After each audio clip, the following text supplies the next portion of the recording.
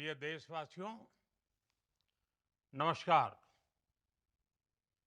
हम सभी ने बीते दिनों में देश का सामर्थ्य और उसका संयम दोनों देखा है। मैं सबसे पहले भारत की पराक्रमी सेनाओं को,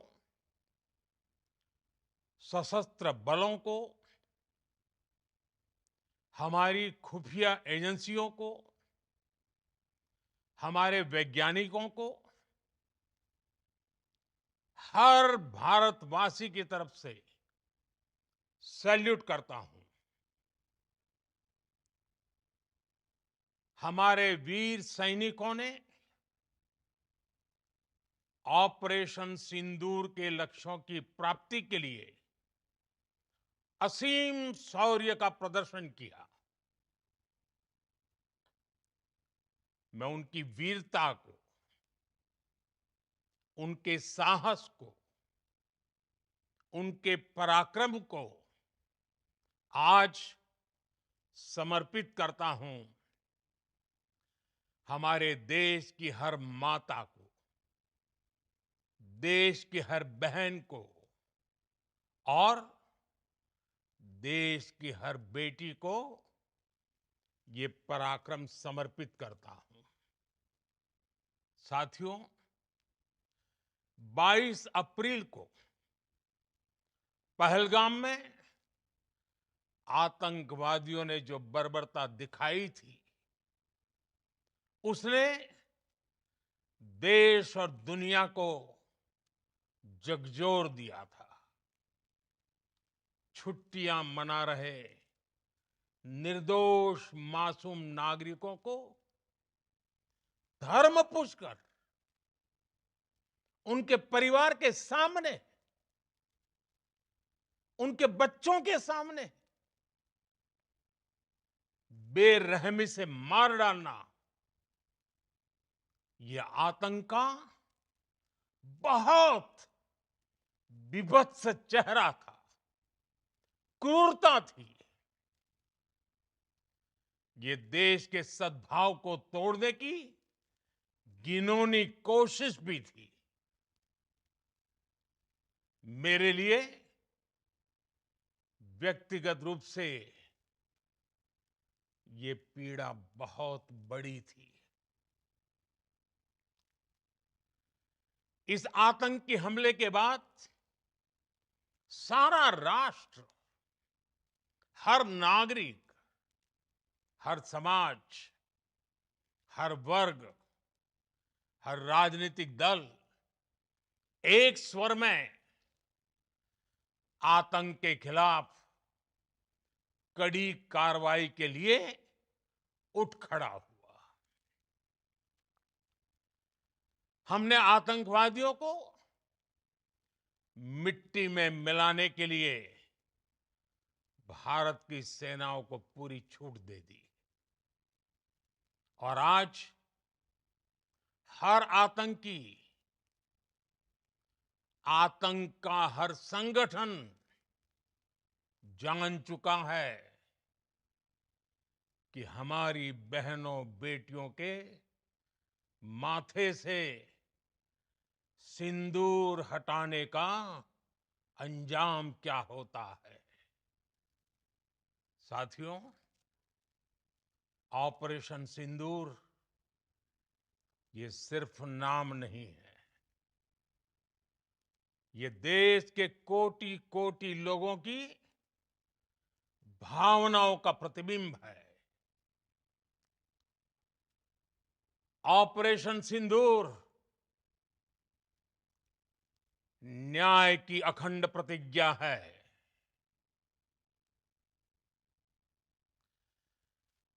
6 मई की देर रात, 7 मई की सुबह पूरी दुनिया ने इस प्रतिज्ञा को परिणाम में बदलते देखा है। भारत की सेनाओं ने पाकिस्तान में आतंक के ठिकानों पर, उनके ट्रेनिंग सेंटर्स पर सटीक प्रहार किया। आतंकियों ने सपने में भी नहीं सोचा था कि भारत इतना बड़ा फैसला ले सकता है। लेकिन जब देश एकजुट होता है, नेशन फर्स्ट की भावना से भरा होता है, राष्ट्र सर्वोपरि होता है, तो फौलादी फैसले लिए जाते हैं, परिणाम लाकर दिखाए जाते हैं। जब पाकिस्तान में आतंक के अड्डों पर भारत की मिसाइलों ने हमला बोला, भारत के ड्रोन्स ने हमला बोला, तो आतंकी संगठनों की इमारतें ही नहीं, बल्कि उनका हौसला भी थर्रा गया। बहावलपुर और मुरिद के जैसे आतंकी ठिकाने एक प्रकार से ग्लोबल टेररिज्म की यूनिवर्सिटीज रही है। दुनिया में कहीं पर भी जो बड़े आतंकी हमले हुए हैं, चाहे 9/11 हो, चाहे लंदन ट्यूब बॉम्बिंग हो, या भारत में दशकों से जो बड़े बड़े आतंकी हमले हुए हैं, उन सब के तार कहीं ना कहीं आतंक के इन्हीं ठिकानों से जुड़ते रहे हैं। आतंकियों ने हमारी बहनों का सिंदूर उजाड़ा था, इसलिए भारत ने आतंक के ये हेडक्वार्टर्स उजाड़ दिए। भारत के इन हमलों में 100 से अधिक खूंखार आतंकवादियों को मौत के घाट उतारा गया है। आतंक के बहुत सारे आका बीते 2.5-3 दशकों से खुलेआम पाकिस्तान में घूम रहे थे, जो भारत के खिलाफ साजिशें करते थे। उन्हें भारत ने एक झटके में खत्म कर दिया। साथियों, भारत की इस कार्रवाई से पाकिस्तान घोर निराशा में गिर गया था, हताशा में गिर गया था, बौखला गया था। और इसी बौखलाहट में उसने एक और दुस्साहस किया। आतंक पर भारत की कार्रवाई का साथ देने के बजाय पाकिस्तान ने भारत पर ही हमला करना शुरू कर दिया। पाकिस्तान ने हमारे स्कूलों, कॉलेजों को, गुरुद्वारों को, मंदिरों को, सामान्य नागरिकों के घरों को निशाना बनाया। पाकिस्तान ने हमारे सैन्य ठिकानों को निशाना बनाया। लेकिन इसमें भी पाकिस्तान खुद बेनकाब हो गया। दुनिया ने देखा कि कैसे पाकिस्तान के ड्रोन, पाकिस्तान की मिसाइलें भारत के सामने तिनके की तरह बिखर गई। भारत के सशक्त एयर डिफेंस सिस्टम ने उन्हें आसमान में ही नष्ट कर दिया।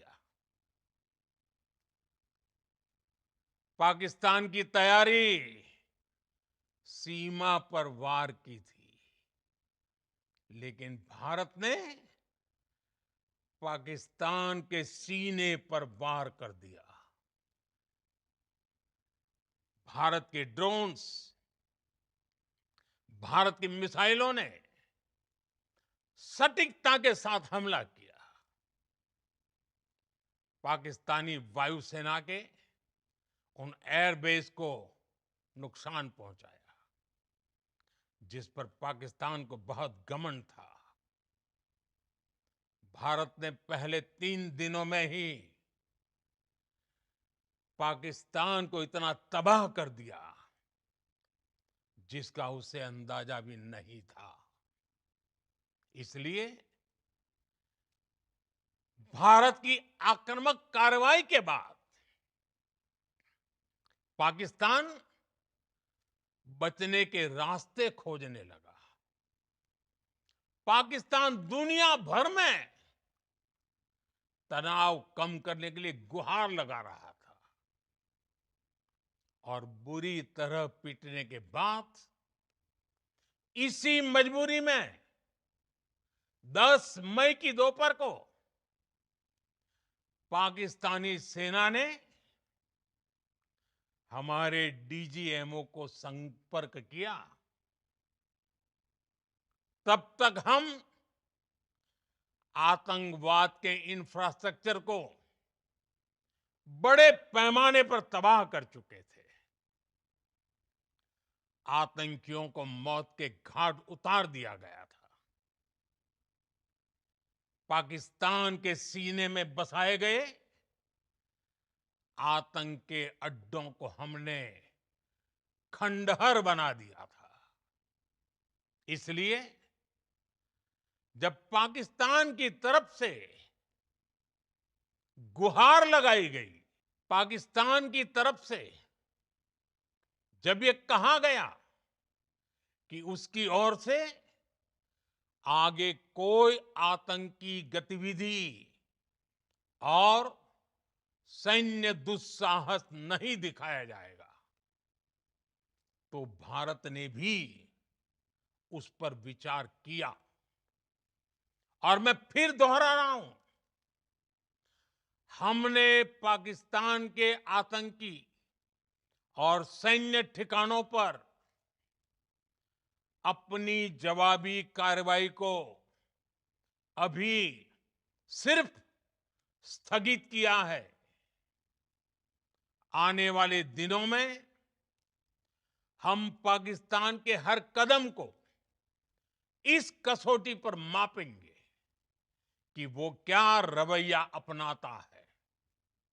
साथियों, भारत की तीनों सेनाएं,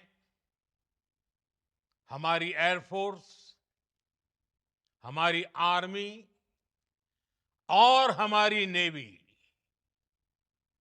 हमारी border security force BSF, Bharat के अर्धसैनिक बल लगातार अलर्ट पर है। सर्जिकल स्ट्राइक और एयर स्ट्राइक के बाद अब ऑपरेशन सिंदूर आतंक के खिलाफ भारत की नीति है। ऑपरेशन सिंदूर ने आतंक के खिलाफ लड़ाई में एक नई लकीर खींच दी है, एक नया पैमाना, न्यू नॉर्मल तय कर दिया है। पहला, भारत पर आतंकी हमला हुआ तो मुंह तोड़ जवाब दिया जाएगा। हम अपने तरीके से, अपनी शर्तों पर जवाब देकर रहेंगे। हर उस जगह जाकर कठोर कार्रवाई करेंगे जहां से आतंक की जड़ें निकलती हैं। दूसरा, कोई भी न्यूक्लियर ब्लैकमेल भारत नहीं सहेगा। न्यूक्लियर ब्लैकमेल की आड़ में पनप रहे आतंकी ठिकानों पर भारत सटीक और निर्णायक प्रहार करेगा। तीसरा, हम आतंक की सरपरस्त सरकार और आतंक के आकाओं को अलग अलग नहीं देखेंगे। ऑपरेशन सिंदूर के दौरान दुनिया ने पाकिस्तान का वो घिनौना सच फिर देखा है, जब मारे गए आतंकियों को विदाई देने पाकिस्तानी सेना के बड़े बड़े अफसर उमड़ पड़े। स्टेट स्पॉन्सर्ड टेररिज्म का ये बहुत बड़ा सबूत है। हम भारत और अपने नागरिकों को किसी भी खतरे से बचाने के लिए लगातार निर्णायक कदम उठाते रहेंगे। साथियों, युद्ध के मैदान पर हमने हर बार पाकिस्तान को धूल चटाई है और इस बार ऑपरेशन सिंदूर ने नया आयाम जोड़ा है। हमने रेगिस्तानों और पहाड़ों में अपनी क्षमता का शानदार प्रदर्शन किया और साथ ही न्यू एज वॉरफेयर में भी अपनी श्रेष्ठता सिद्ध की। इस ऑपरेशन के दौरान हमारे मेड इन इंडिया हथियारों की प्रामाणिकता सिद्ध हुई। आज दुनिया देख रही है 21वीं सदी के वॉरफेयर में made in India defence equipments, इसका समय आ चुका है। साथियों, हर प्रकार के आतंकवाद के खिलाफ हम सभी का एकजुट रहना हमारी एकता, हमारी सबसे बड़ी शक्ति है।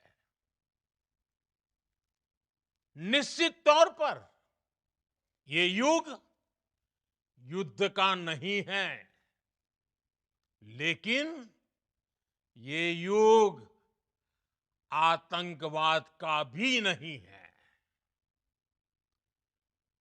टेररिज्म के खिलाफ जीरो टॉलरेंस,